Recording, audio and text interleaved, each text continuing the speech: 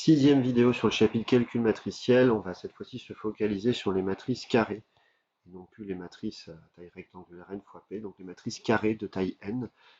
Pourquoi? Puisqu'on va pouvoir définir quelques matrices supplémentaires et on va pouvoir parler de matrices diagonales, triangulaires supérieures, inférieures, de matrices symétriques et antisymétriques.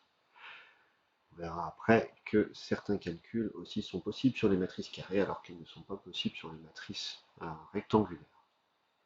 Alors, une matrice carrée, c'est un élément de Mn de K, donc des matrices de taille n fois n, où n est un entier naturel. Ça nous permet de définir une matrice bien particulière qui s'appelle la matrice identité, qui va se noter IN ici, qui va avoir, on en a parlé lors de la représentation matricielle des systèmes linéaires sous forme de matrice, des 1 sur la diagonale et des 0 hors diagonale. Et donc cette matrice ici va être égale à la matrice des delta ij, puisque on va avoir 1 si i est égal à j sur la diagonale et 0 si i est différent de j hors diagonale. Pour rappel, la matrice nulle, elle était de taille n fois p, elle était notée 0 de taille n fois p, d'ici on la notera 0 nsn. On appelle diagonale d'une matrice, c'est l'ensemble des coefficients de la forme a, i, avec i compris entre 1 et n, ce qu'on voit très bien sur les matrices, et ce n'est possible que pour les matrices carrées.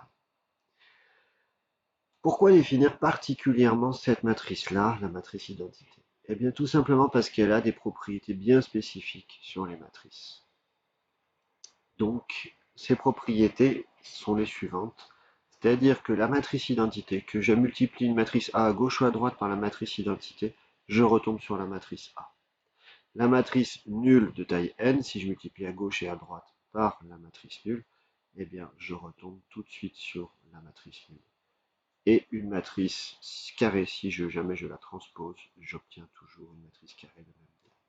En fait, l'identité, c'est le neutre pour la loi multipliée, c'est-à-dire celle qui va avoir la même action que le nombre 1 sur les réels ou sur les complexes. Donc on va démontrer ces trois propriétés. La troisième va être vraiment triviale. On va regarder les deux précédentes.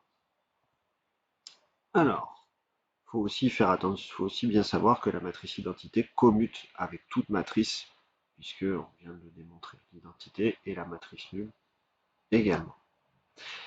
Démontrons ces propriétés. Comme d'habitude, les égalités matricielles se démontrent coefficient par coefficient. Hop. Donc, je pose IN égale la matrice identité delta ij. C'est le symbole de Kronecker. Je veux démontrer que la matrice identité fois A fois la matrice identité est égale à identité fois A est égal à A. Je fais mon calcul de l'élément du produit, donc ça fait la somme des AIK fois non pas BKJ mais delta KJ, pour K allant de 1 jusqu'à N. Je réécris donc, et je regarde quels sont les termes qui sont nuls, puisque ici je vois que j'ai beaucoup de termes nuls, puisque delta KJ ne vaut 1 que si mon K est égal à I. Ça veut donc dire qu'il ne reste dans la somme qu'un seul terme non nul, qui est le terme pour K égale à J. Et pour K égale à J, on retrouve AIJ fois delta JJ fois 1. Donc AIJ. Ça veut donc dire que le terme d'indice IJ de cette matrice-là est égal au terme d'indice IJ de la matrice A.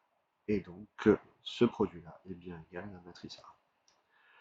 De même, on pourrait avoir l'autre égalité, ici, je la démontrer en mettant multipliant à gauche par l'identité. Deuxième propriété, on va faire la même chose avec la matrice A multipliée par la matrice nulle. Donc, si jamais j'écris la définition du coefficient du produit, je vois qu'en fait j'ai AIK fois le terme d'indice KJ de la matrice nulle, c'est-à-dire fois 0. Donc, chacun des termes correspond à 0. Donc, la somme fait 0 et j'ai bien que la matrice A fois la matrice nulle est égale directement à la matrice nulle. Et de même, si jamais je permute la somme, on aurait le même calcul et le même type de démonstration. Et bien entendu, la dernière propriété est totalement triviale, puisqu'une matrice de taille n fois n, quand je la transpose, ça me donne une matrice de taille n fois n. Donc, c'est trivial par définition. Voilà pour cette première propriété, et ça veut donc dire que à chaque fois que l'on aura affaire à ces quantités-là, ici, il va falloir toujours les simplifier, c'est-à-dire que ne laissez jamais l'identité fois la matrice A, ou la matrice A fois l'identité. À chaque fois vous simplifiez en A. C'est comme si vous laissiez un X dans les calculs, c'est pas possible, vous ne pouvez pas faire ça. Vous devez absolument simplifier ces calculs. Dans la vidéo suivante, on verra les propriétés des matrices triangulaires supérieures et triangulaires inférieures en les ayant définies auparavant.